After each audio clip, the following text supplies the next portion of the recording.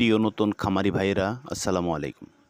আপনারা দেখতেই পাচ্ছেন, আপনারা আমাদের আগের ভিডিওতে দেখেছিলেন একসাথে কিভাবে 3000 সোনালির খামার শুরু করা যায়।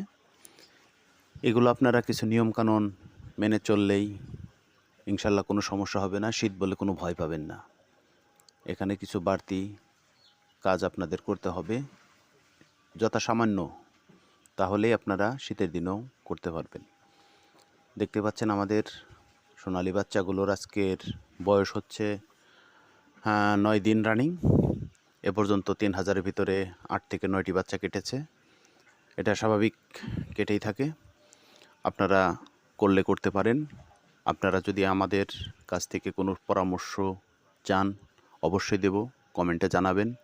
ইনশাল্লাহ প্রয়োজনে গিয়ে দেখিয়ে দিয়ে আসবো, এটাও আপনাদের প্রতিশ্রুতি দিলাম।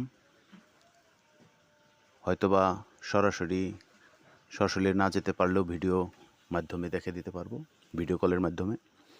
আপনারা যদি কোনো উদ্যোক্তা নতুন করে করতে পারেন বা করতে চান, তাহলে অবশ্যই লাভবান হবেন ইনশাল্লাহ।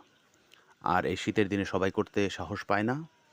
যদি সাহস করে করেন, আমাদের কাছ থেকে কিছু নিয়মকানুন মনে চাইলে জেনে নিতে পারেন। দেখতে পাচ্ছেন বাচ্চাগুলো আজকে